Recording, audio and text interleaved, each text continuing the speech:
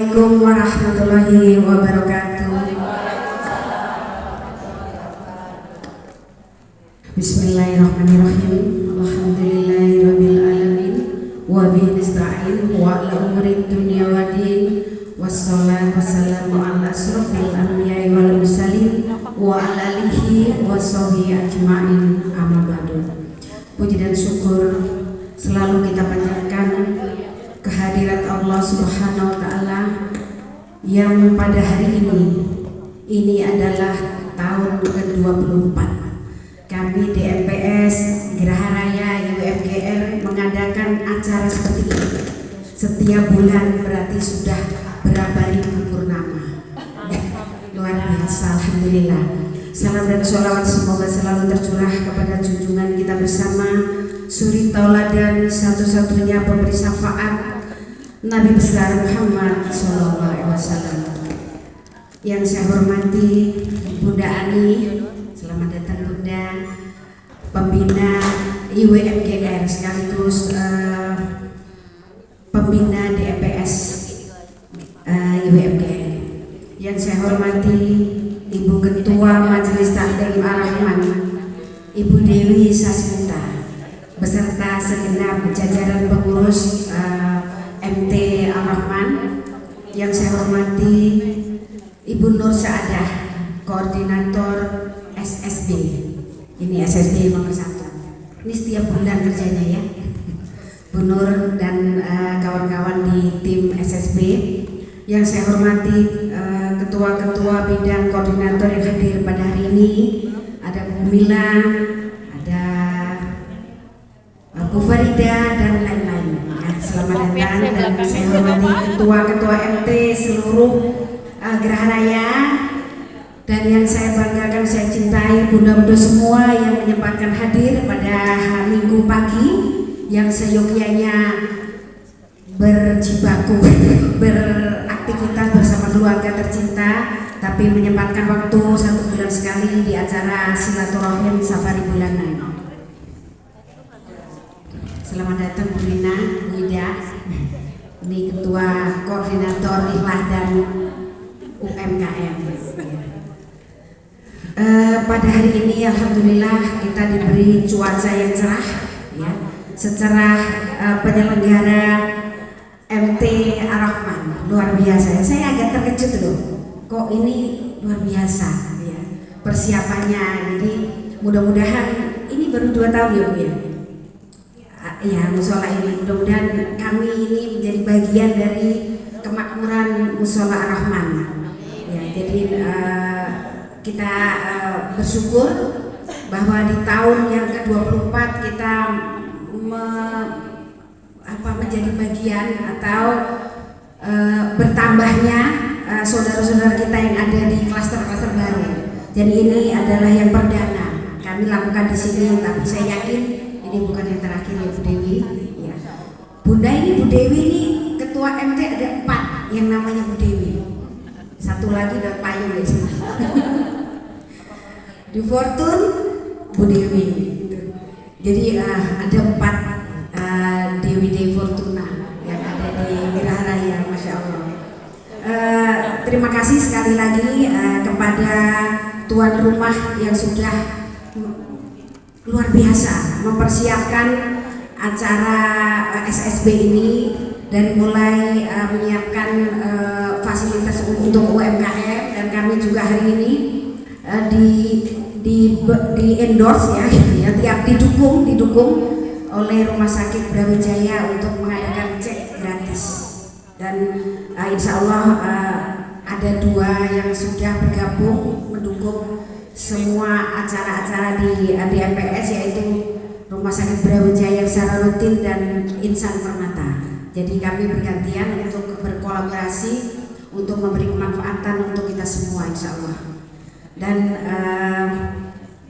pada hari ini saya juga ingin menyampaikan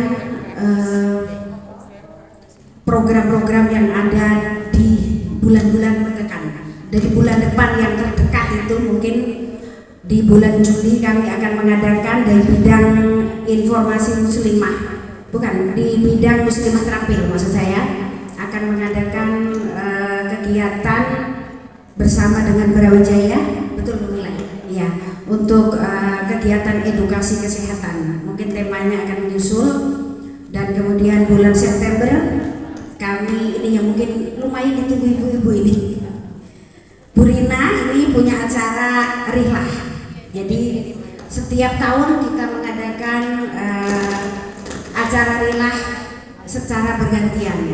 Jadi satu tahun kita mengadakan Rihlah yang satu hari bisa pulang pergi, dan setahun kemudian mungkin agak sedikit jauh, mungkin 2 malam. Jadi untuk yang tahun ini kita akan mengadakan Rihlah yang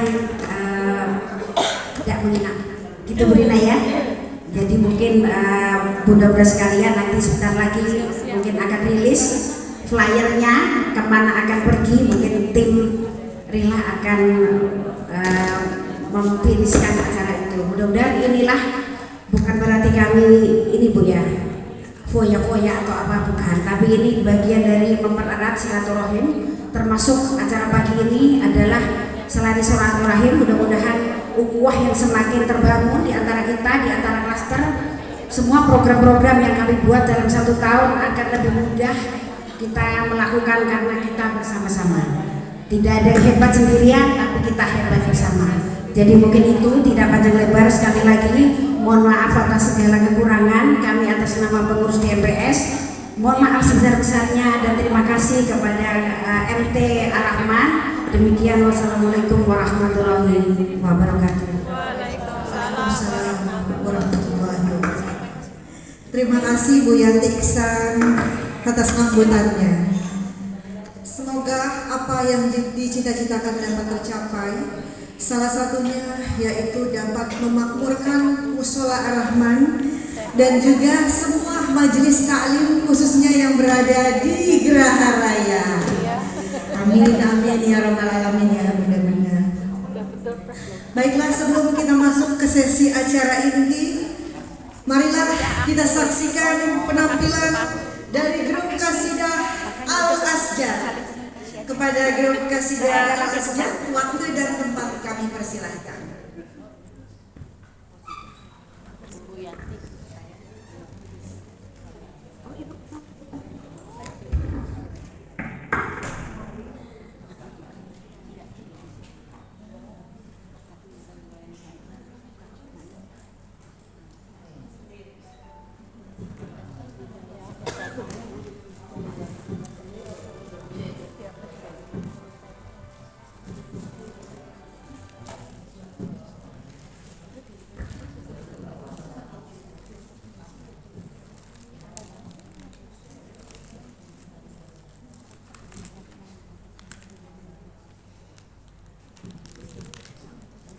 Assalamualaikum warahmatullahi wabarakatuh. Waalaikumsalam.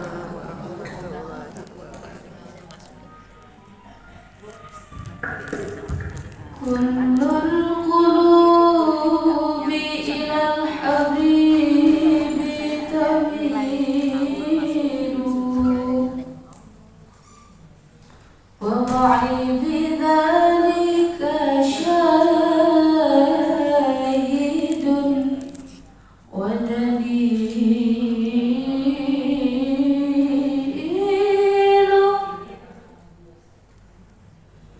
amma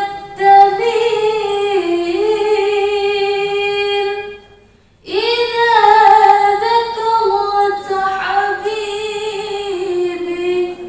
محمدا فترت دموعا عاشقين تسيل.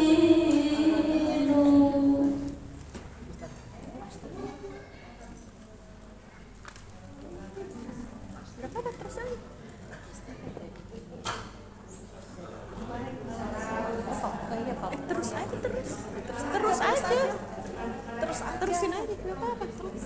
Nggak, ya, terusin. Terus.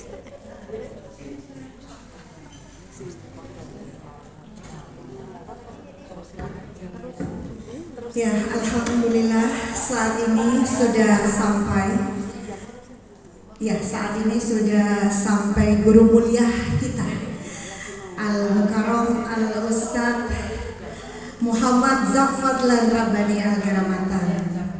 Nanti beliau akan mengisi tausiah kita selanjutnya. Namun sebelum kita ke sesi yang sudah ditunggu-tunggu, kita saksikan dulu penampilan dari Qasidah Al-Asqi. Silakan.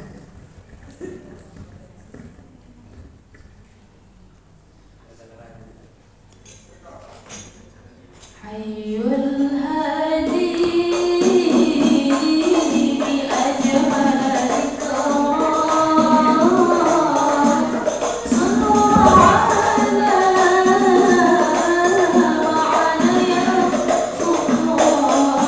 sultan wa ibadi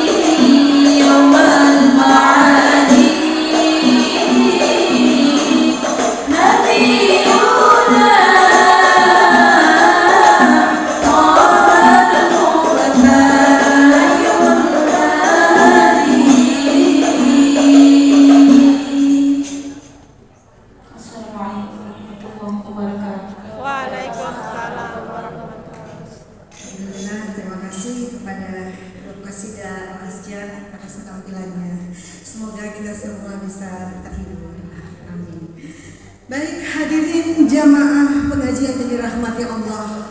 Sebentar lagi kita akan mendengarkan tauziah agama dengan tema Membangun Indonesia dengan Dakwah yang akan disampaikan oleh guru mulia kita Al-Mukarram Al-Ustadz Muhammad Zafadlan Rabbani Al-Garamatan yang merupakan pendiri dari Yayasan Al-Fatih Kafah Nusantara dan juga telah mengislamkan kurang lebih sekitar 220 suku di Papua.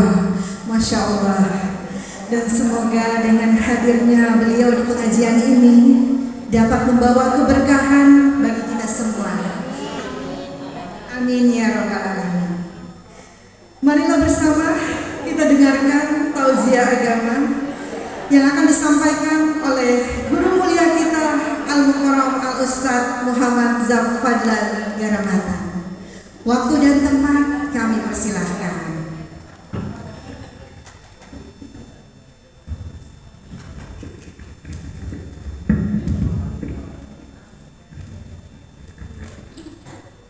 A'udzu billahi minasyaitonir rajim. Bismillahirrahmanirrahim. Assalamualaikum warahmatullahi wabarakatuh. Innal hamdalillah nahmaduhu wa nasta'inuhu wa nastaghfiruh wa na'udzu billahi min shururi anfusina wa min sayyiati a'malina may yahdihillahu fala mudilla lahu wa may yudlil fala hadiya lahu wa man lam yaj'al lahu nuran fama lahu min nur. Asyhadu an la ilaha illallah wahdahu la syarika lah wa asyhadu anna Muhammadan abduhu wa rasuluh. Allahumma salli wa sallim wa barik ala sayyidina wa maulana Muhammad wa ala alihi wa ashabihi wa man tabi'ahum bi ihsan ila yaumiddin. Qala Allah ta'ala fil kitabil aziz, a'udzu billahi minasyaitonir rajim. Ya ayyuhan nasu ubudu rabbakumul ladzi khalaqakum wal ladzina min qablikum la'allakum tattaqun. Shadaqallahul adzim wa shadaqa rasul habibul karim wa nahnu ala zalika minasyahidin walhamdulillahi rabbil alamin. Puji sanjung senantiasa kita panjatkan kehadiran Allah, tumpuan kasih limpah sayang yang belas kasihnya kepada kita melebihi kita mencintai jiwa dan raga kita sendiri. Dialah Allah yang selalu merindukan doa dan taubat hambanya melebihi sang bayi yang merindukan air susu dari umbinya. Dialah Allah yang selalu mencurahkan perhatian, diminta ataupun tidak diminta, rezeki tak mengalir, rahmat terus tercurah dan melimpah kepada seluruh makhluk-makhluk dan hamba-hambanya. Namun dalam keadaan dan waktu yang sama, kebanyakan manusia di atas muka bumi beribadah dengan menaikkan kejahatan dan maksiat kehadapan Allah Rabbul Alamin. Dialah Allah yang selalu mengurus segala keperluan hidup daripada makhluk-makhluk dan hamba-hambanya. Sementara dalam keadaan dan waktu yang sama, kebanyakan manusia di atas muka bumi mensyukuri dengan menaikkan dosa, bangga dengan dosa, bahkan tidak malu-malu berbuat dosa di alam Allah Rabbul Alamin. Dialah Allah Al-Khaliq manusia dari setetes air mani. Mereka menjadi gagah, ganteng, cantik. Ada yang rambutnya keriting, kulitnya hitam keling. Ada yang rambutnya lurus, kulitnya putih. Ada pula yang kulitnya putih, rambutnya warna krem. Mereka seluruh manusia itu Allah tebarkan di seluruh alam semesta. Dan sungguh Allah melebihi mereka manusia daripada makhluk Allah yang lain berupa akal dan pikiran. Tetapi kebanyakan di antara mereka manusia itu hidup dengan egois, angkuh, takabur, sombong, riya. Bahkan di antara manusia ini sudah ada yang berani lupa kepada Allah Rabbul Alamin. Di suatu saat Allah akan mengembalikan mereka manusia ke tempat yang paling terendah, yaitu menjadi bangkai-bangkai yang ditelan oleh cacing-cacing Allah di perut bumi Allah. Dialah Allahu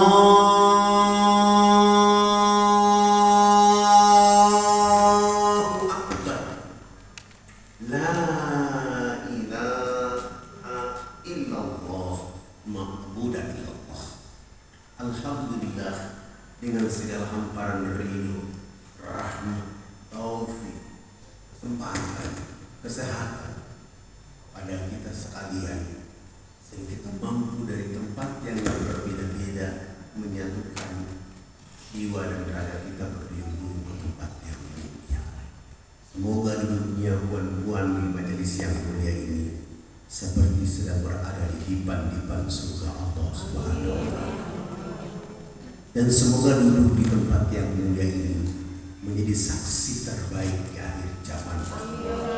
Kita adalah umat hamba Allah yang selalu istiqomah dalam agama ini. Salam dan salawat kepada Rasul Allah, Rasul Muhammad sallallahu alaihi wasallam, manusia terbaik yang sengaja diutus oleh Allah sekaligus menjadi hadiah untuk penduduk akhir zaman. Diutus untuk mencerdaskan, diperintahkan untuk mencerahkan, tidak lain dan tidak bukan bahagia dan selamat hanya bersama Allah Subhanahu wa Ta'ala. Dicemooh, dilempar, diusir, dihina, dibuat karikaturnya menjadi orang-orang yang buruk akhlaknya. Tapi bagi mereka yang menghinanya, mencemoohnya, membuat karikatur buruk terhadap dirinya, mereka tetap menjadi manusia biasa yang tidak mampu membuat diri menjadi dekat dengan Allah, kecuali Rasul menjadi kekasih Allah yang termulia. Begitu pula salam dan salawat kepada keluarganya, sahabatnya, tabi'in, dan pada akhirnya salam dan salawat itu kepada majelis ta'lim yang mulia dengan satu harapan. Salam dan salawat di pagi hari ini disampaikan Allah kepada Rasulullah bahwa ibu-ibu, puan-puan menjadi orang yang selalu membela agama dalam hari-hari bersama majelis yang mulia ini. Allahumma amin.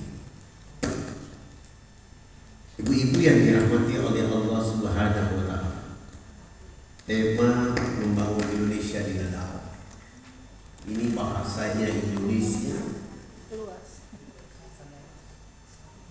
dan hari-hari ada di Indonesia. Pertanyaan yang muncul kepada ibu-ibu, karena ini pengajian ibu-ibu, saya tanya ibu, siapa di antara ibu ini sekali saja selama berumah tangga ketika suaminya mau ke kantor atau kemana saja, di pagi hari ibu sudah siapkan sarapan untuk dirinya, ibu sudah siapkan baju, celana atau pakaian yang dia pakai. Ketika suami ibu mau keluar dari rumah, sepatu dan kaos kaki belum digunakan oleh suami ibu. Siapa siapa di antara ibu yang duduk di majelis yang mulia ini yang pernah merampas kaus kaki dari tangan suaminya, lalu dia suruh kepada suaminya, "Abang, Mas, kekasih Allah, tolong duduk di kursi yang mulia. Aku ingin pagi hari ini memasukkan kaus kaki di kaki abang." Berangkat dah. Nggak berangkat Pak.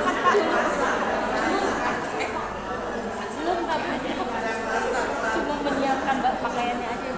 Saya tidak suruh ribut, saya suruh siapa di antara ini. Angkat tangan. Tidak ada. Astagfirullah.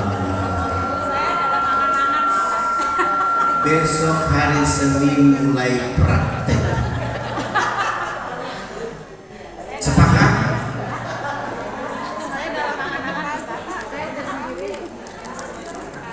Sekarang saya mau tanya, siapa di antara ibu ini yang sekali saja melakukan itu kepada suaminya? Astagfirullah. Lupa atau terlena?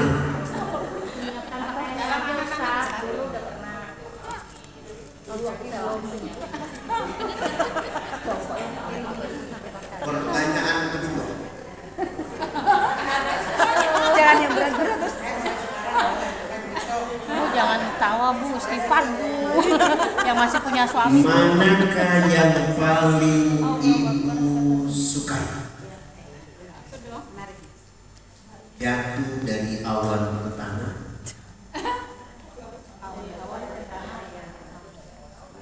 jatuh dari gedung bertingkat ke tanah,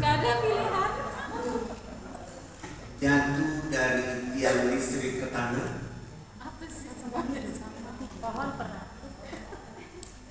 jatuh dari pohon mangga ke tanah, Jatuh cinta aja sih. yang terakhir jatuh dari kursi ke tanah. Kursi ke tanah. Saya ulangi, mana yang paling ibu sukai? Jatuh dari awan ke tanah, jatuh dari gedung bertingkat ke tanah, jatuh dari tiang listrik ke tanah, jatuh dari pohon mangga ke tanah, jatuh dari kursi ke tanah. Kursi aja. Kan pilihan. Iya. Kalau tidak ada ibu-ibu yang memilih 5 pilihan ini, berarti di ruangan ini ibu-ibu tidak punya akal dan pikiran. Saya ulangi, yang memilih jatuh dari awan ke tanah? Satu. Baru satu orang. Dan yang memilih dari gedung jatuh dari gedung bertingkat ke tanah? Tidak ada. Dari tiang listrik ke tanah?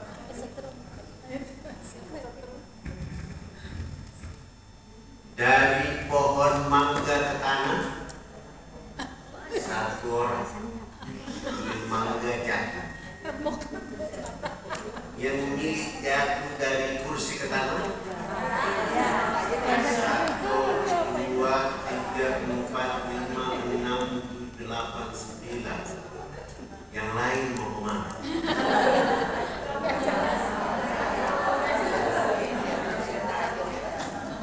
Siapa bilang tidak mau jatuh? Sehebat apapun dirimu, dari mana sukumu, dari mana asalmu, apapun agamamu, suka tidak suka, mau tidak mau, pasti jatuh.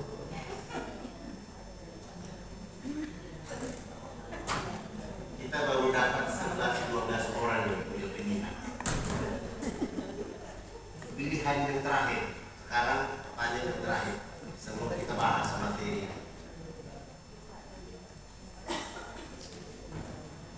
Manakah termasuk kebutuhan pokok kecuali makan, pakaian, rumah, zikir?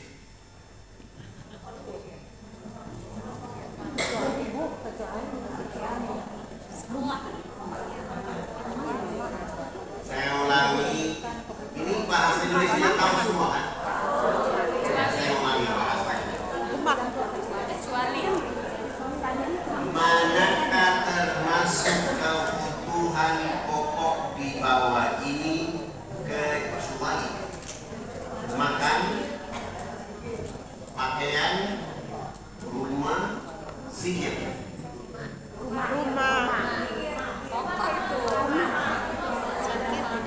Yang memilih rumah angkatannya 1, 2, 3, 4, 5, 6, 7, 8, 9, 10. Selama ini tidur di mana? Bisa iya. Yang memilih pakaian, Pakai apa wajib? Iya kalau nggak pakai kita tanya berdosa dong. yang memilih pakaian itu saya tinggal di gunung sana. Yang memilih rumah tadi sudah. Yang memilih makan, oh kenyang semua ya. Yang memilih zikir 1, 2, 3, 4, 5, 6, 7, 8, 9, 10. Oke. Buka, ada bawa Quran nggak? Buka surat 51 ayat 56. 51 ayat 5 ayat berapa?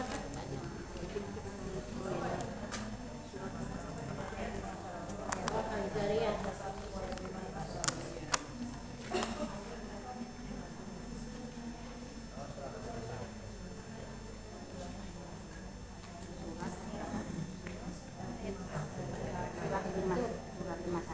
Di mana?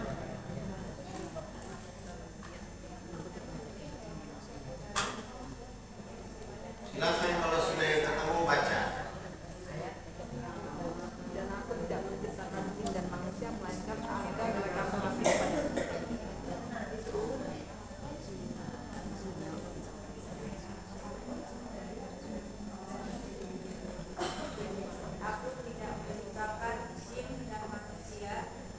Mulai dengan bismillah dulu, Bu. Dan terlalu semangat salah.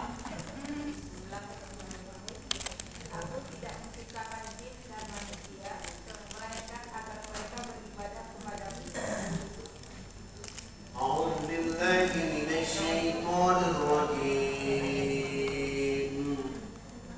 وما خلقت الجن والإنس إلا ليعبدون. Tidak aku ciptakan jin dan manusia untuk makan, untuk minum, untuk berpakaian, tetapi mengabdi kepada Aku. Kebutuhan pokok adalah, kita ulangi, kebutuhan pokok adalah sesuatu yang dilaksanakan pada saat ada di dunia dan dinikmati saat di akhirat. Pertanyaan yang muncul, makan kebutuhan pokok? Iya di dunia. Makan kebutuhan pokok? Iya di dunia. Betul. Gara-gara makan orang menipu orang. Gara-gara makan orang membunuh orang. Gara-gara makan orang mencurangi orang. Gara-gara makan orang mengambil hak orang lain demi makan.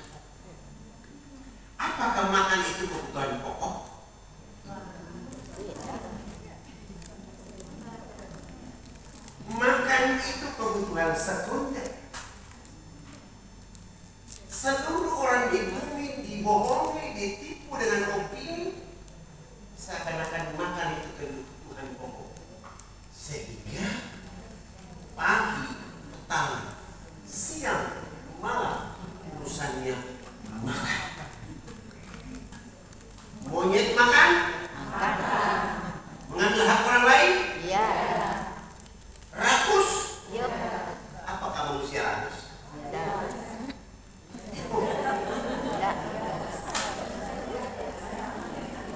Saking rakusnya dia membunuh orang, merampas hak orang, menjelekkan orang, menjatuhkan orang. Saking rakusnya dia lupa bahwa dia adalah hamba Allah.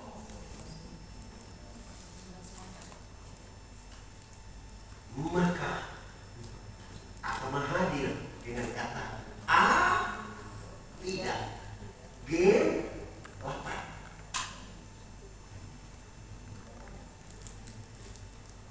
Jadi agama itu hidup yang rancong. Maka dia datang dengan Islam untuk meluruskan yang rancong itu supaya orang tidak seperti binatang dalam hidup. Karena orang merasa ego adalah sikap dari binatang, dia tidak mampu memasukkan kaus kaki di kaki kanan suami. Karena urusannya pakai aja sendiri. Padahal memasukkan kaus kaki di kaki kanan suami dan kaki kiri suami, pahalanya seperti dia sedang sholat sunat 2 rakaat. Tapi tidak dia lakukan.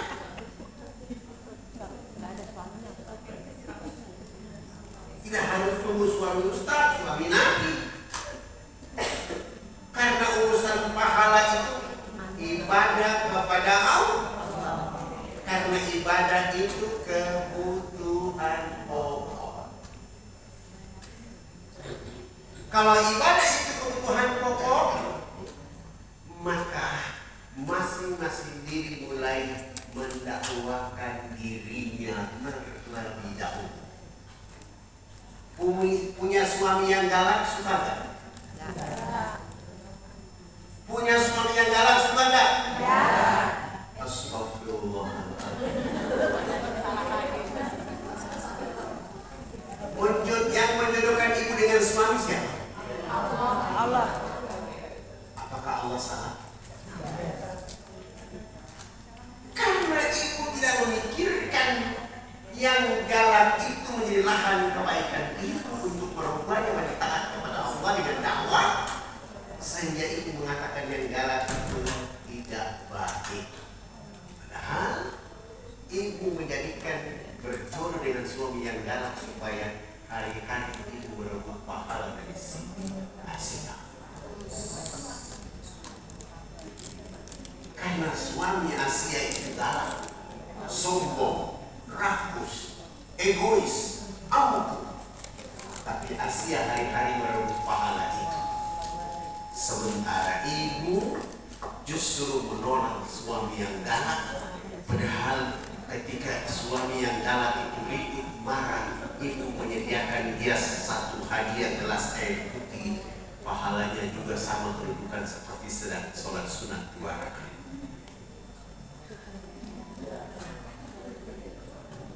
Jangan menyesal. Maka dakwah itu dimulai dari mana? Dari diri sendiri. Lihat surat 51 ayat 21.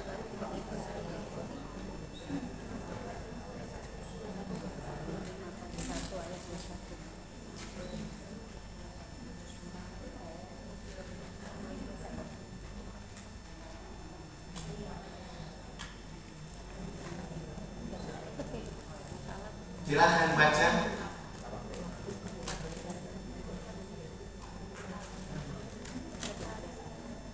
Ayo silahkan baca. Kamu santai-santai aja. Bismillahirrahmanirrahim.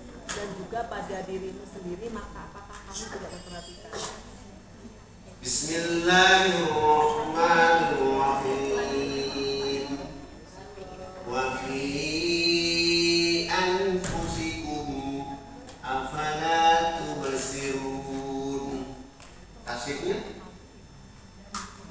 Kalian mengerti. Baca yang tegas lah, baca yang indah-indah.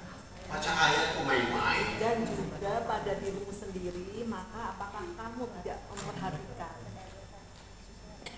Juga pada dirimu sendiri, apakah kamu tidak perhatikan? Pertanyaan yang muncul, ibu kalau satu hari tidak baca satu halaman Quran menyesal tidak? Kayak kering gitu. Gak bohong. Benar. Nanti kita tahu ibu bohong. Iya. Satu hari ibu sholat duha,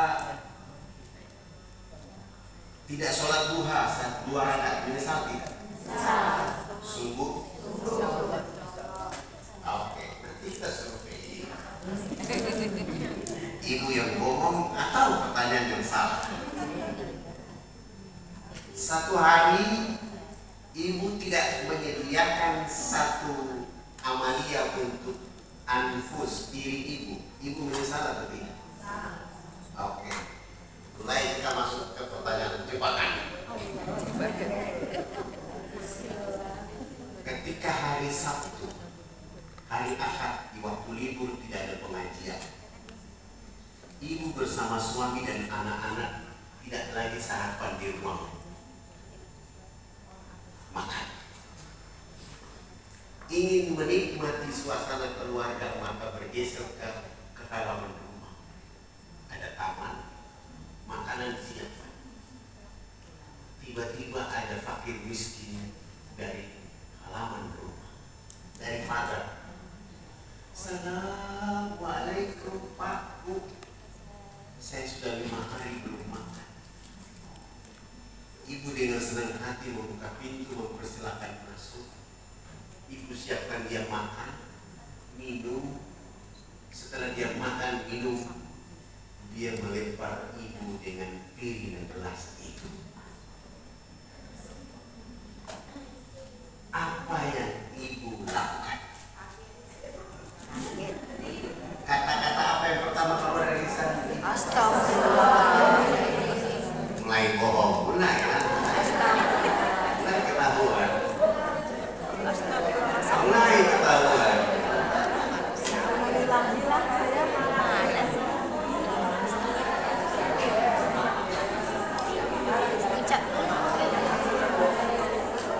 Kalimat apa yang pertama keluar dari lisan ibu-ibu?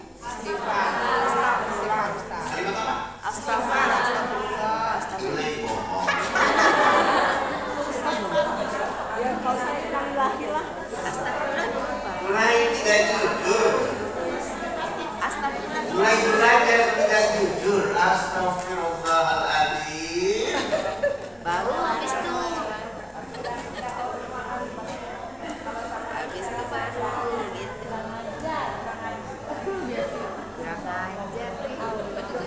Rata-rata ibu-ibu dari survei yang dilakukan, justru yang keluar dari lisannya kalimat yang tidak pernah diajarkan agama. Betul?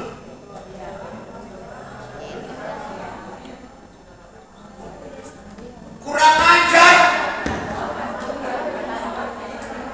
Betul?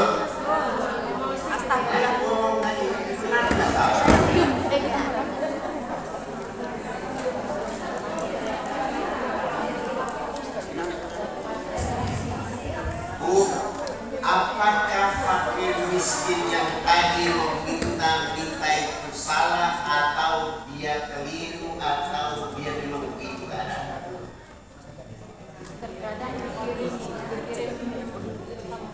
Kenapa ibu keluarkan kalimat kurang ajar, tidak tahu diuntungkan, tidak bersyukur? Sudah dikasih makan, sudah dikasih minum, dia lempar itu piring kepada ibu. Adakah ibu melihat kebaikan di sana? Ada. Hanya ibu saja yang tidak menempatkan rebutan amalia sehingga keluar kalimat yang tidak diajarkan agama.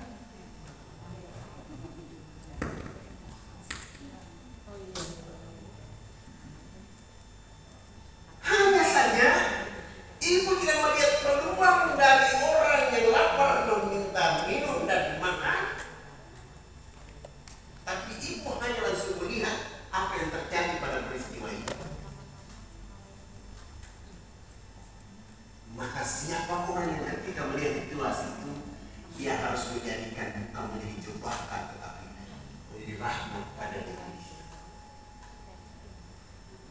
Dilempar dengan pisau,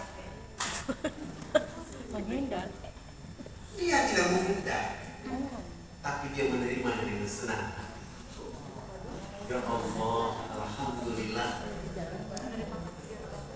dia sudah makan. Dia melempar dengan piring ini. Ya Allah, ampuni dia, maafkan saya bersamanya.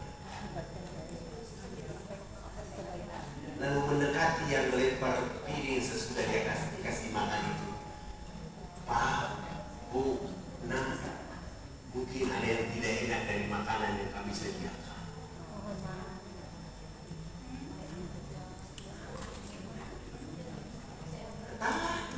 Ketawa itu bukan salah selama ini.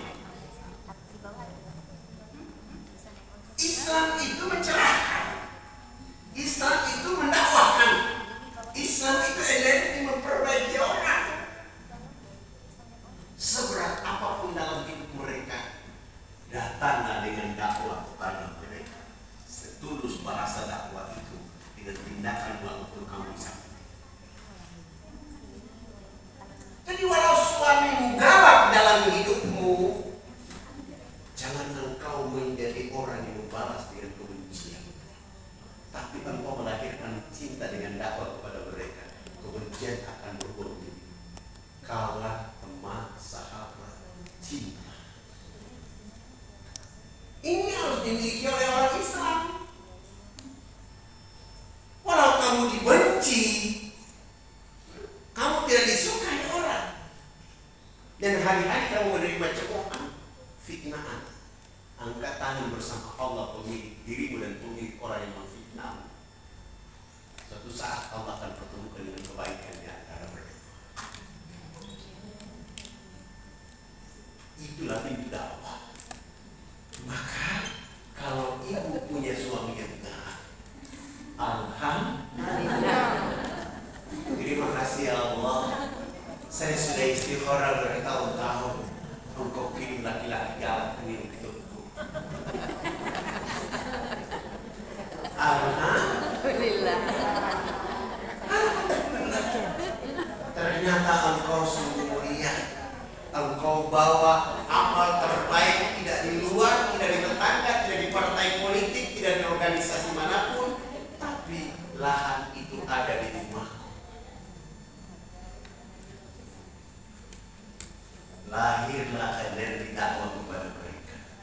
Sebejat apapun kata-katanya, ibu harus tampil dengan bahasa dakwah kepada mereka. Minimal air putih Anda 1 gelas, lalu katakan, Mas, 1000 kali engkau marah, engkau cemooh kepadaku, aku bertanggung jawab untuk menyembuhkan air Anda agar hatimu tetap tenang menjadi suasana. Gak kuku, gak kuku. Baik, mulai.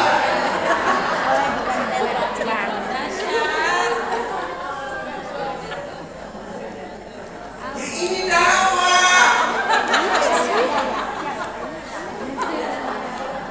Ini dakwah. Dakwah itu adalah energi untuk meluluhkan orang lain yang menurut hati dan mata-mata manusia itu tidak baik, tapi kita mampu melahirkan dia menjadi yang terbaik.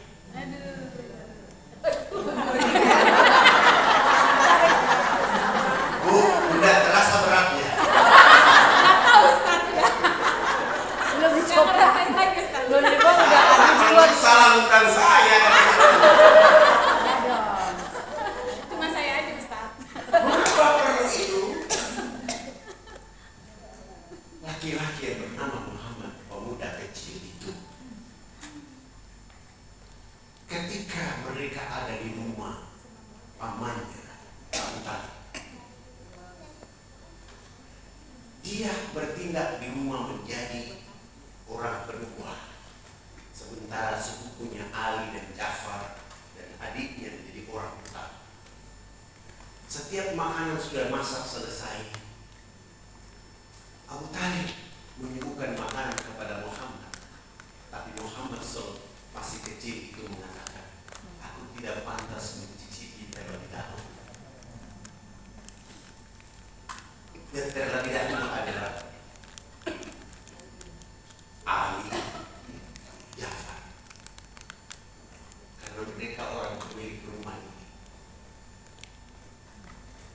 Biarlah aku menumpang di rumah ini agar suatu saat aku menjadi orang yang mandiri. Abu Talib menangis mendengar kata-kata dari sepupu yang tidak punya mama, tidak punya bapak, tapi hatinya kuat, hatinya tegar, hatinya mandiri. Lalu suatu saat dia bilang sama mamanya, "Paman, bolehkah izinkan aku mengembala kambing?" Lalu dia mengembala kambing. Dia tidak lagi bermain seperti Ali Ja'far, tapi dia membawa dirinya bahwa aku menumpang di rumah ini. Dia tunjukkan kepada pamannya bahwa aku harus menjadi pemuda yang bekerja keras. Ibu yang dirahmati oleh Allah Subhanahu wa Ta'ala, menjadi pekerja keras bagi Muhammad menunjukkan kepada keluarga bahwa aku jangan terlalu dikasihani sebagai anak yatim piatu di dunia. Walau pamannya menangis, "Muhammad, engkau kemanakanku? Ali itu saudaramu, sepupumu. Jangan kau berlakukan mereka melebihi dirimu." Muhammad tetap mengatakan, "Aku Muhammad, anaknya Abdullah, kakaknya Abu Talib."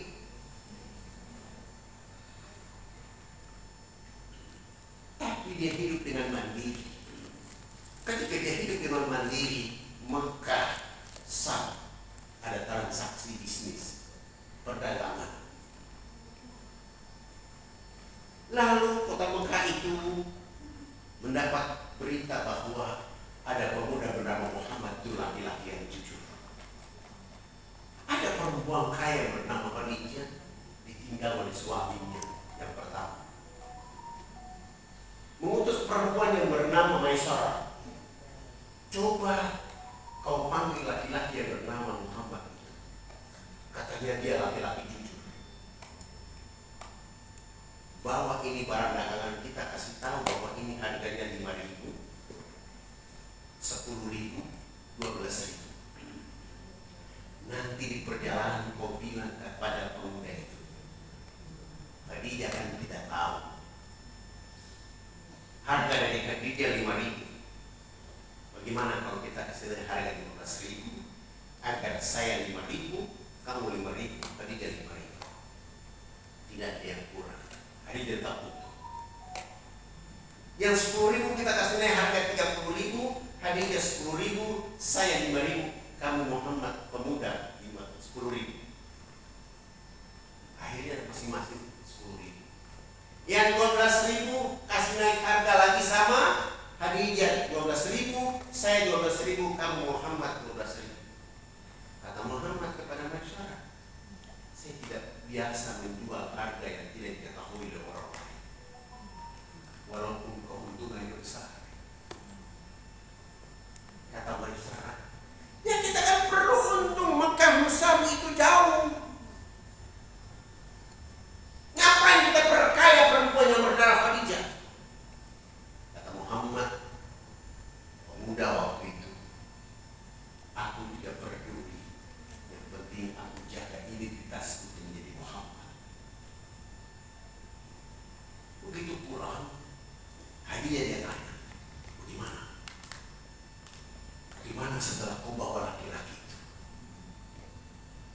"Aku menjebak dia dengan jualan 5.000 naik 15.000, tapi dia tetap tidak mau, tetap jual dengan harga 5.000. Kalau begitu minggu depan pergi lagi sama-sama, kasih naik harga ya." 3 kali berturut-turut. Begitu pulang, Khadijah mulai diskusi dengan Maisarah. "Setelah engkau berjalan dengan pemuda yang bernama Muhammad itu, engkau tahu dia pemuda yang jujur. Menurut pendapatmu, kira-kira dia cocok bersama denganku?" Maka Maisarah mengatakan, "Sangat cocok. Dia orang jujur, dia tidak neko-neko, dan dia tetap berada pada rel. Karena waktu terakhir terakhir saya mengajak dia bernegosiasi agar harganya dikasih naik 2 kali lipat, agar dia dapat sebagian, saya sebagian, dan kamu Khadijah sebagian. Tapi dia mengatakan, Allah menyaksikan apa yang aku lakukan. Aku takut sama Allah. Pertanyaan yang muncul Bapak Ibu yang dirahmati oleh Allah. Kita ingin melakukan sesuatu tanpa kontrol Allah, maka yang terjadi adalah kekeliruan kita dalam hidup. Tadi ibu bilang sama saya, ibu akan baca Astagfirullahaladzim ketika ibu dilempar dengan piring dan gelas setelah makan. Ternyata setelah saya survei, ternyata bukan itu yang keluar dari saya. Yang keluar adalah kata-kata yang tidak pernah diajarkan. Jangan-jangan itu juga terjadi pada ibu saat mengucapkan kata-kata pada suami yang salah, keluar kata-kata yang tidak baik kepada suami.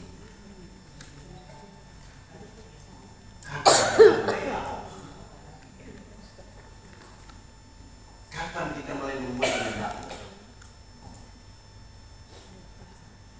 Maka kita masuk dengan pertanyaan berikut yang indah. Siapa di antara ibu ketika menjelang waktu 1/3 malam, dia mungkin bangun terlebih dahulu. Sesudah itu, dia dekati suami dan bisik pada telinga kanan suaminya, Assalamualaikum kekasih Allah. Gak ada juga.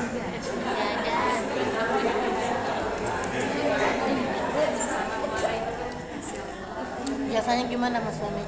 Nah, bangun. Sama duduk Pak udah. Teman mandi. Jangan molor dulu. Gitu ya? Percikin air. Enggak juga sih. Orang sama-sama gak bangun lagi. Doa yang paling pahalanya nyata adalah memberi salam kepada suami. Assalamualaikum warahmatullahi wabarakatuh. Apalagi di saat dia di atas tempat tidur.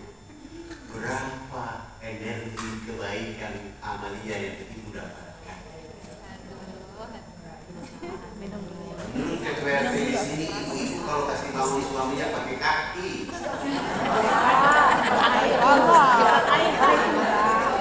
Percikan air. Di sini enggak ya. Sama luar. Percikan air. Katanya Ada yang sengaja ambil air.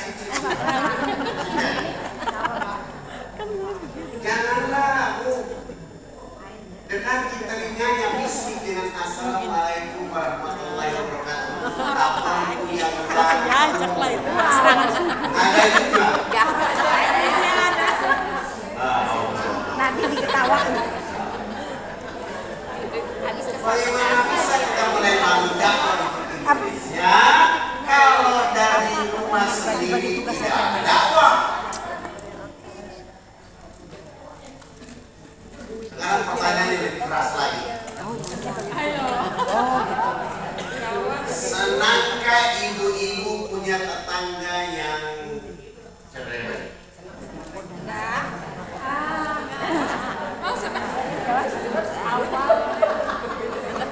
awalnya enggak senang. Tapi lama-lama Halo. Senangkah ibu-ibu punya tetangga yang cerewet?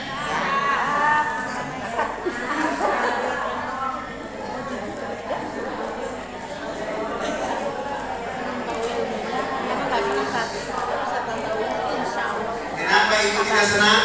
jujur aja gitu saya.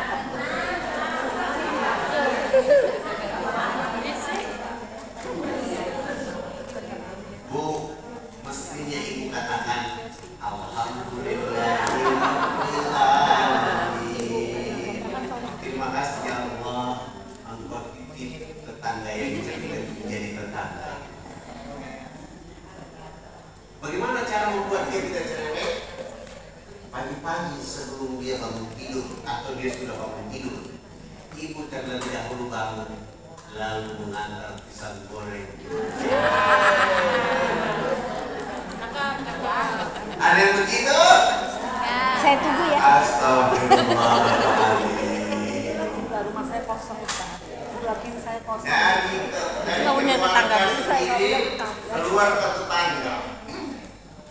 Di keluarga Allah sudah siapkan tantangan dakwah di sana. Suami, anak. Karena saya tanya itu, kalau tadi kita sudah ke tetangga, sekarang kita kembali ke keluarga dulu. Siapa di antara ibu-ibu yang menjelang waktu subuh mengetuk pintu kamar anak-anaknya? Assalamualaikum nak.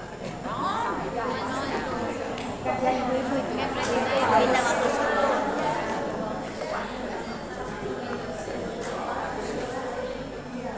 Jangan salahkan anak kalau dia rewel. Jangan salahkan anak kalau dia tidak menemukan yang terbaik dari ayah ibunya. Karena anak itu menuntut keteladanan ayah dan ibu. Kalau ibu terbiasa membangunkan diri setiap pagi, Assalamualaikum nak. Sholat dulu, baru belajar di pagi hari.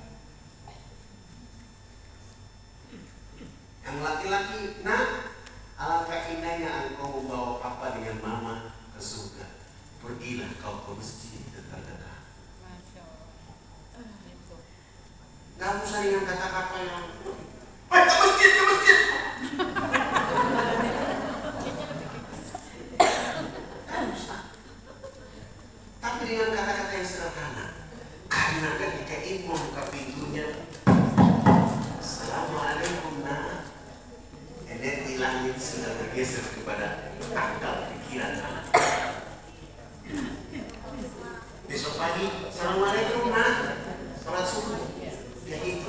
Akhirnya hari pertama mau berat.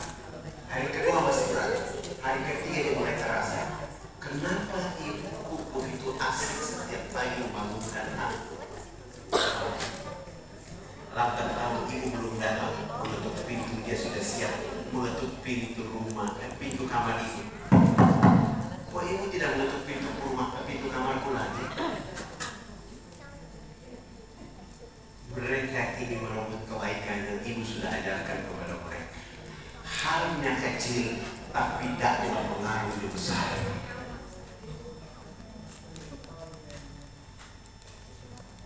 Maka kalau sudah terbiasa itu ada di rumah, anak memerlukan keteladanan, suami membutuhkan keteladanan, istri membutuhkan keteladanan mereka karena kebiasaan mereka di dalam.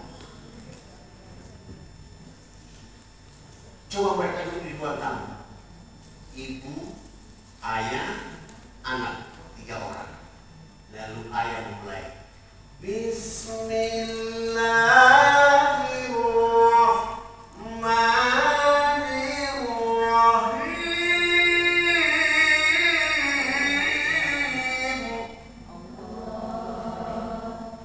Istri dan mulai, anaknya mulai. Ruang yang tadi penuh pernah aja dengan ayat-ayat Allah. Mereka membuat dia menjadi bahagia.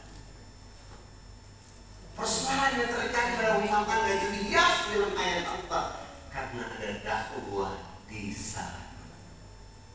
Damai banget Pak Ustaz. Ada kata-kata indah di sana. Anak yang tadi jauh, tapi kan terbiasa dengan ayat-ayat Allah, dengan ajaran ayah dan ibunya. Mereka merasa lebih nyaman ada di rumah. Mereka merasa lebih indah karena surga sudah mereka melihat di rumah mereka sendiri. Surga dari ibunya, surga dari ayahnya, surga dari keluarga mereka.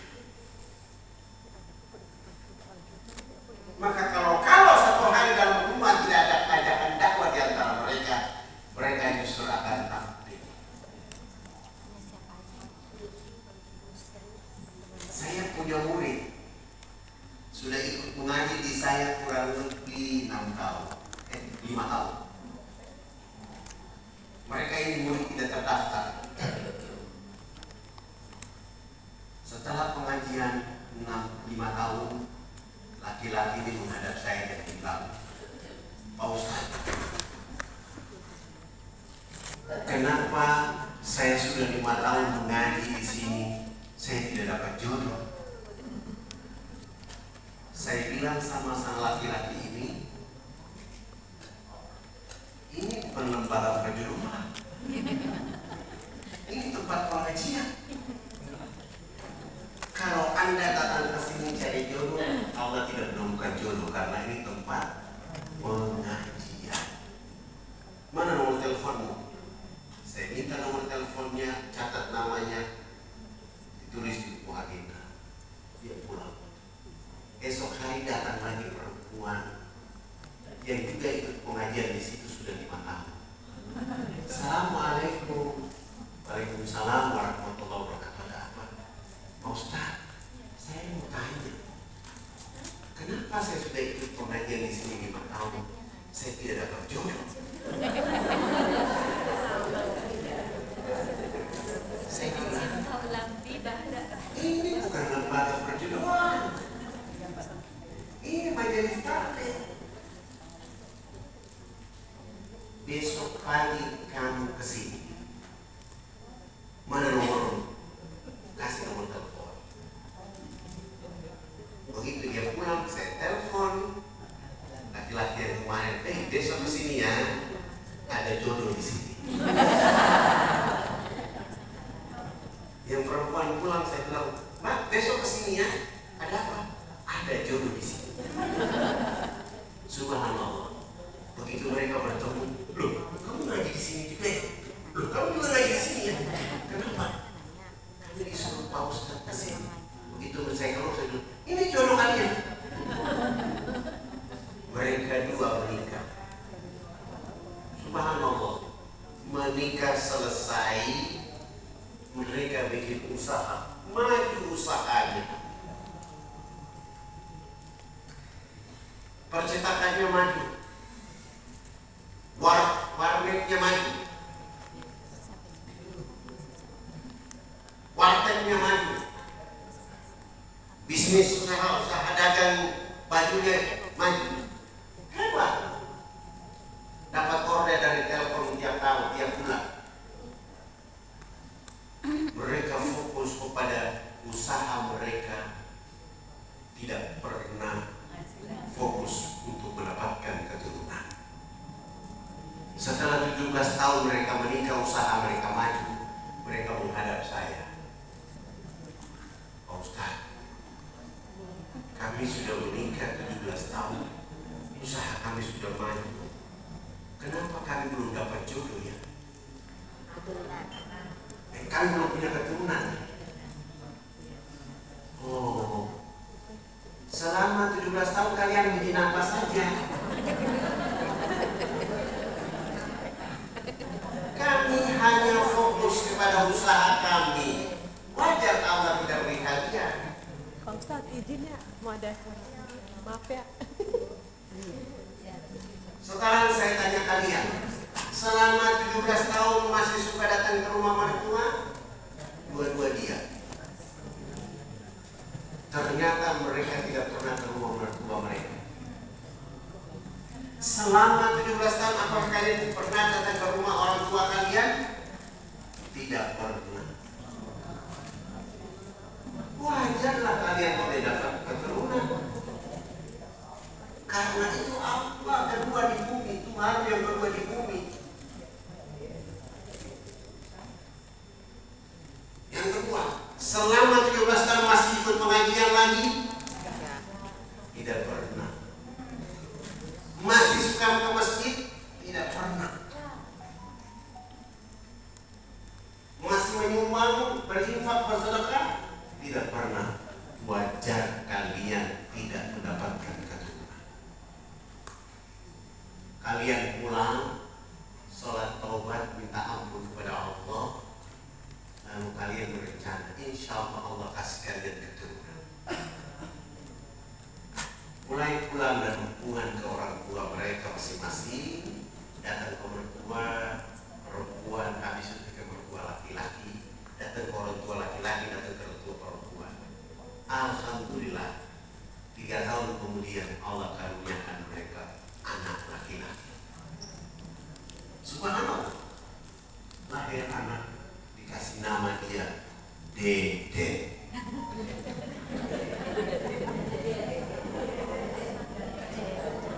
Dede sudah lahir 1 tahun, 2 tahun, 3 tahun. Dia bilang sama ibu dan ayahnya, Pak, Bu, bolehkah belikan Dede buku tulis dan pensil gambar? Lalu apa dilakukan Dede? Tiap hari menggambar apa yang dia mau. Dia coret saja sesuai keinginan dia. Coret, mau dibuat kayak bunga kan, menjadi burung kan, terserah si Dede. Suatu saat ayah ibunya beli mobil mewah, taruh di garasi. 2 hari kemudian mereka ke luar negeri. Begitu berangkat ke luar negeri, sudah 1 pekan, 1 minggu, mereka mau pulang. Selama di luar negeri mereka dua tidak pernah telepon baby sister tanya keadaan anaknya, tidak pernah. Suatu ketika Deden ini menggambar, di gambarnya sudah habis, dia coretlah dinding kamar tidurnya, pindah ke ruang tamu dia gambar lagi, pindah ke ruang makan dia gambar, ke kamar mbaknya dia gambar, kamar ibunya dia gambar, ke halaman rumah dia gambar sesuai dengan kehendaknya. Setelah dia ke garasi, tidak ada dinding yang bisa dia gambar, ada paku yang terletak di garasi. Lalu dia ambil paku itu gambar pada mobil yang baru dibeli. Coret. Ibunya pulang jam 2 siang hari itu, mobil yang baru dibeli simpan di garasi sudah penuh dengan gambar dari Dede dengan paku itu. Suami istri pulang dari airport langsung menuju rumah di Tangerang. Kebetulan mereka tinggal di Tangerang. Saya tidak usah kasih tahu alamatnya.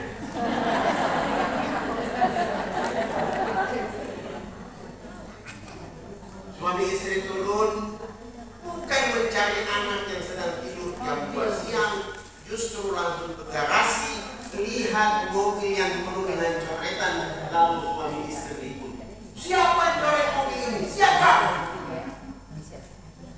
Akhirnya baby sister yang menghadap, Pak, yang mencoret mobil itu adalah saya. Karena saya terlambat membeli pensil buku gambar, saya Dede mencoret.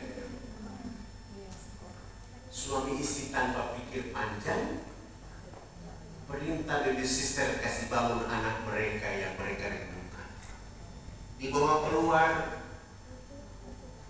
di ruang tamu, suami istri ambil balok 5x5 lalu bergantian memukul tangan anak mereka. Nangkap tanganmu, mobil belum apa-apa sudah dipakai, belum dipakai sudah dicoret. Padahal di dalam masih utuh, hanya coretan di luar.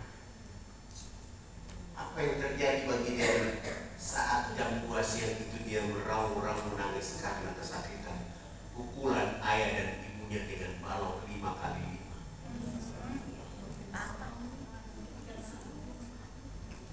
Hari pertama rasa sakit, hari kedua rasa sakit. Ayah ibunya tidak pernah gubris bertanya sakitnya, tidak pernah bertanya itu.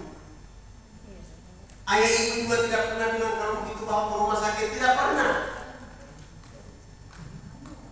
Tapi baby sister lah yang bisik kepada ayah ibunya, Pak, Bu, bagaimana kalau saya bawa dia ke rumah sakit? Kata ayah ibunya, terserah. Begitu dibawa ke rumah sakit,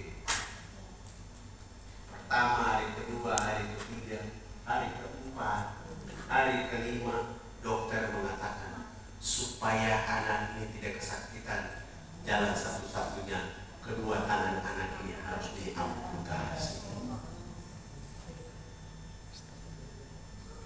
Lalu baby sister pulang ke rumah, bilang kepada majikannya, Pak, Bu, menurut dokter supaya Dede bisa sembuh, tidak kesakitan, jalan satu-satunya harus diamputasi tangannya.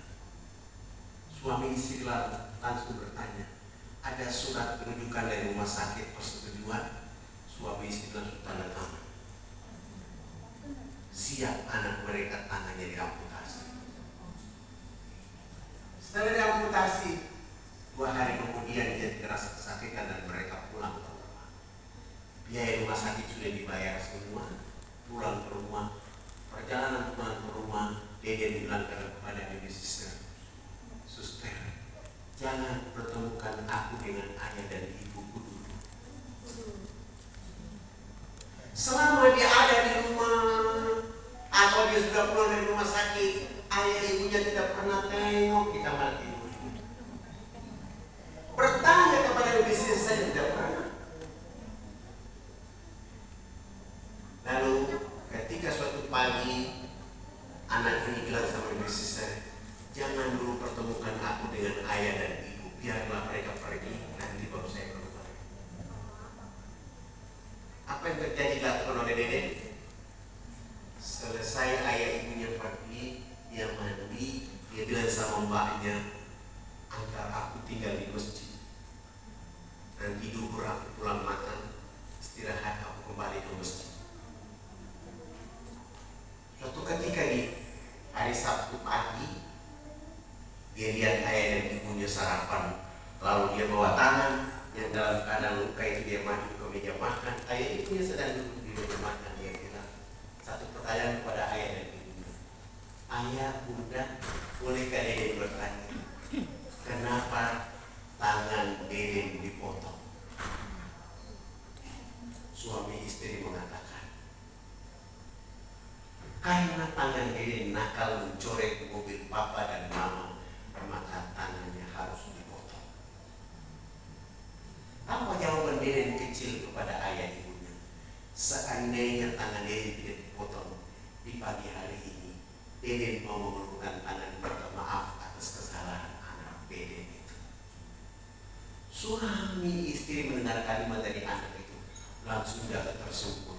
Tangan anak mereka sudah terpotong. Anak kecil mulai mendakwakan ayah ibunya. 6 bulan dia ada di masjid, ayah ibunya tidak tahu. Tapi mbaknya mengurus dia masjid rumah. Mulailah otaknya tersimpan dengan Quran setiap hari.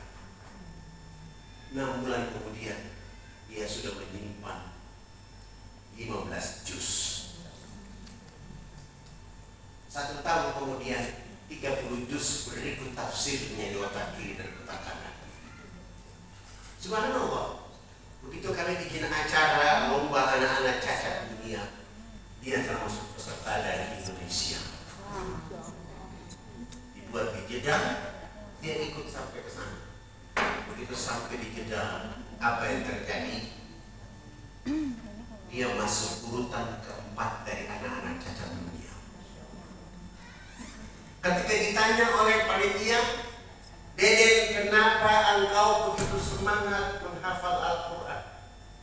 Jawaban dia cuma satu, aku ingin meletakkan mahkota di atas kepala ayah dan ibuku. Panitia mengatakan, bagaimana mungkin engkau bisa meletakkan mahkota di atas kepala ayah dan ibumu, sementara ayah dan ibunya membuat tangannya terpotong sampai bisa diamputasi? Apa jawaban Deden? Seandainya tanganku tidak diamputasi oleh ayah dan ibuku, mungkin aku tidak pernah mendekatkan diri kepada Al-Quran.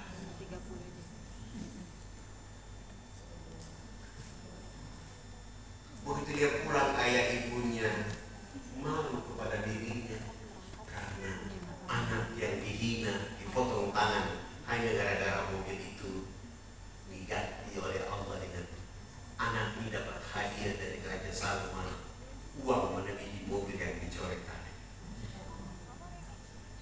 Apa yang terjadi? Menyesal kemudian tidak ada gunanya. Maka Bapak Ibu, ketika orang menempatkan dakwah menjadi mencerahkan dan mencerdaskan, dia menemukan keajaiban rahmat yang menemaninya dalam hidup. Al-Quran sudah lama ibu beli, sudah lama ibu simpan di rumah-rumah. Ibu tidak pernah menyentuhnya dengan sesungguhnya, sehingga amalia 1 huruf 10 pahala itu tidak menyertai Bapak dan Ibu. Tapi jika ibu mengambilnya, maka ibu akan menemukan 1 huruf 10 energi, 1 huruf 10 energi. Bagaimana jika ibu bisa mampu membuat 1 tahun sekian kali hatam Al-Quran? Karena energi dalam Hari ini negeri kita hancur. Hari ini umat Islam berantakan. Hari ini umat Islam bernafik. Hari ini umat Islam cakar-cakaran. Oleh karena mereka tidak mencerdaskan diri mereka dengan dakwah yang baik dan benar. Mereka saling menyalahkan, menganggap yang ini yang paling benar, yang ini yang salah, yang ini neraka, yang ini kafir. Kejadian itu menjadi potret tahan. Padahal dengan dakwah kita bisa menyelamatkan orang sebanyak-banyaknya. Dengan dakwah kita bisa menjaga negeri ini. Dengan dakwah kita bisa membuat orang tunduk dan tulus berbuat kepada Allah. Maka itu yang dirahmati oleh Allah. Mulailah dakwah itu dari rumah sendiri. Dari mana rumah itu? Dirimu, anfusikum, apalah tubsirun. Dengan dirimu sendiri. Kenapa harus mulai dari diri sendiri? Karena tugasku adalah beribadah kepada Allah. Kenapa beribadah kepada Allah? Karena aku ingin menghiasi ibadah pada jiwaku, lalu antar dakwah itu kepada suami. Sebelum ada anak suami. Begitu pun sebaliknya, dari suami kepada istri. Lalu mereka akan mengantarkan agama itu kepada anak-anak mereka. Bagaimana cara mengajarkannya? Kebanyakan ibu-ibu di Indonesia kalau ingin target anaknya mengaji selalu ada udang di balik batu. Boleh baca ini, khatam ini, ada hadiahnya sepeda, ada hadiahnya AP, ada hadiahnya ini. Saya sarankan diralat hadiah-hadiah itu. Ibu mengajarkan nak bisa mengaji seperti ini. Ibu ingin suatu saat anak atau nak bisa mengangkat tangan kepada ibu di surga, bahwa kita bersama-sama di surga. Berilah mereka hadiah akhirat yang baik. Atau ada satu pertanyaan yang bisa saya tanya kepada ibu. Bu, selama ibu menikah dengan suami, pernahkah setiap hari Jumat siang atau hari Jumat sore suami pulang sholat Jumat, ibu makan malam dengan suami atau makan siang dengan suami, lalu ibu tanya kepada suami, Pak, tunggu dulu, ini ada berita gembira Pak. Hari ini kan sholat Jumat. Ibu kan tidak sholat Jumat. Ibu ingin mendengar dari suami apa isi khotbah Jumat hari ini. Ada yang begitu juga.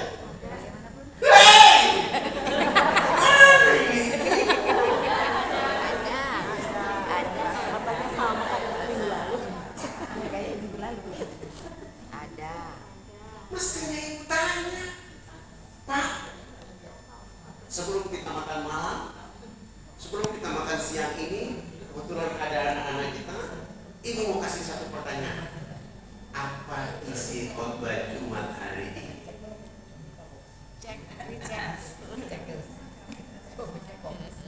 Allahu Akbar. Ada. Lalu nanti suami menjelaskan, dan itu menjadi survei. Ini suami sholat Jumat atau tidak? Jadi jangan bilang kamu sholat Jumat atau tidak. Tidak, tanya saja. Kalau dia mulai rekayasa, apa judul khotbahnya dulu tanya. Siapa khotibnya? Dia akan kelabakan. Kalau dia tidak sholat Jumat, tapi itu cara kita dakwah mereka. Dan kalau dia sholat Jumat, pasti dia akan kasih tahu ustadznya ini, isi khotbahnya begini. Kalau itu anak-anak sekalian, kalian kan masih kecil. Bapak tadi mendengar isi khotbah begini, risalahnya ibu rangkum menjadi kalimat yang begini. Sebelum kita makan siang, rangkuman saya bacakan. Setelah bacakan selesai, Allahumma barik lana fi ma razaqtana wa qina adzabannar. Enjoy. Dakwah hidup, makan pun rasa tidak. Halnya gampang, tapi selalu orang mempersulitnya, membuatnya menjadi beban. Padahal ini ibadah itu yang banyak dilupakan oleh orang-orang di negeri ini tentang pekerjaan dakwah ini. Dengan hal kecil itu kita bisa bangun rumah tangga, bangun tetangga. Maka tadi saya bilang, kalau punya tetangga yang cerewet, katakan kepada Allah, alhamdulillah.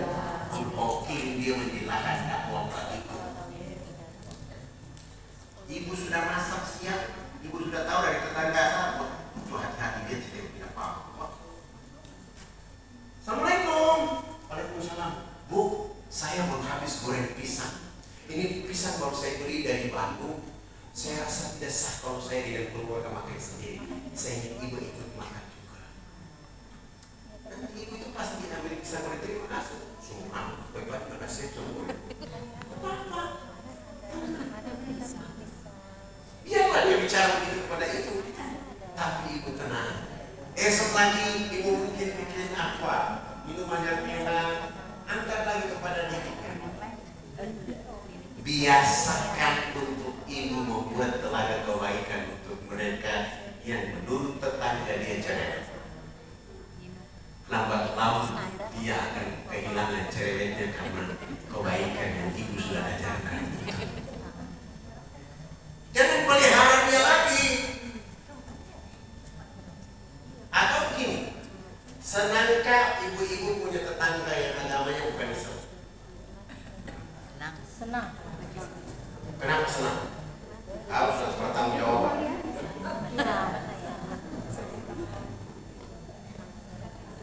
Nah, yang jawab tadi kira senang.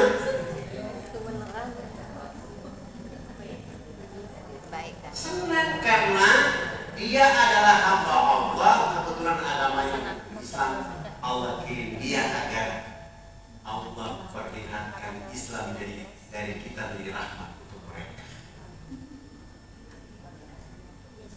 Jangan membenci mereka, jangan menjauhkan mereka dari kita.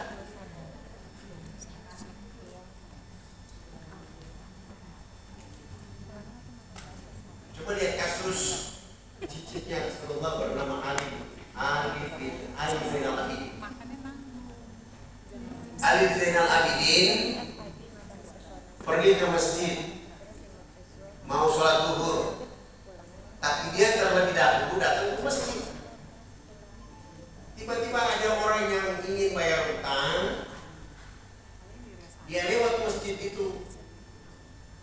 Ketika dia lewat di masjid itu, karena dia mau segera membayar hutang, waktu zuhur sudah masuk, dia duluan masuk ke masjid, dia bawa kantongnya, buku rilisan pertama sementara cici dari Rasulullah. Ali Zainal Abidin duduk di saat ketiga. Ini orang langsung masuk di saat pertama, masuk sholat zuhur. Saat dia sholat zuhur, dia taruh uang, tas yang isi uang. Selesai sholat zuhur, dia keluar menuju tempat pembayaran hutang. Begitu dia tiba di rumah tempat dia membayar hutang, dia mau bayar hutang, ternyata tidak ada uang di dalam tasnya. Langsung dia lari kembali dari rumah itu menuju masjid. Dia tuduh cici Rasulullah, Ali Zainal Abidin, kamu curi uang saya kan? Tadi di masjid cuma kita dua orang, saya di depan, kamu di belakang. Di saat saya sholat kamu ambil uang saya. Kata Ali Zainal Abidin, udahlah, nggak usah kamu ribut. Kalau saya ambil uangmu, pasti saya simpan di sini. Kan saya tidak ambil. Kalau kamu tidak mengaku, saya akan mengumumkan kamu yang mencuri uang di masjid. Akhirnya Ali Zainal Abidin mengatakan, kalau begitu nggak usah kamu ribut, ikut saya ke rumah. Sampai ke rumah, ditanya oleh cici Rasulullah Ali Zainal Abidin, berapa uangmu yang tadi hilang? 200 dinar. 200 dinar itu harga sekarang 200 juta. Lalu cici Rasulullah menyerahkan uang 200 juta atau 200 dinar kepada ini pemuda. Setelah dia ambil uang, langsung menuju ke tempat untuk bayar hutang. Sampai sudah dia bayar, selesai bayar hutang, langsung pulang ke rumah. Pulang ke rumah dia gembira. Ada istrinya di depan rumah dia bilang, Umi, alhamdulillah, saya sudah bayar hutang. Saya sudah tidak punya hutang lagi. Hari ini saya bahagia. Istrinya bertanya, kamu bayar hutang pakai uang mana? Ya uang tadi di kamar. Lalu istrinya mengatakan, coba kamu ke kamar. Ternyata begitu dia sampai di kamar, kantong yang sama itu dia salah ambil. Yang dia bawa adalah kantong kosong yang isi uang tertinggal di kamar. Begitu dia lihat uang,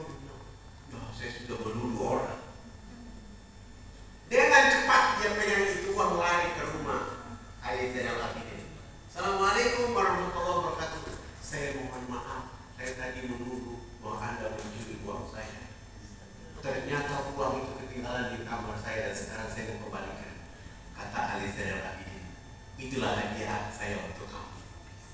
Silakan bawa uang itu pulang untuk buat usaha lebih baik.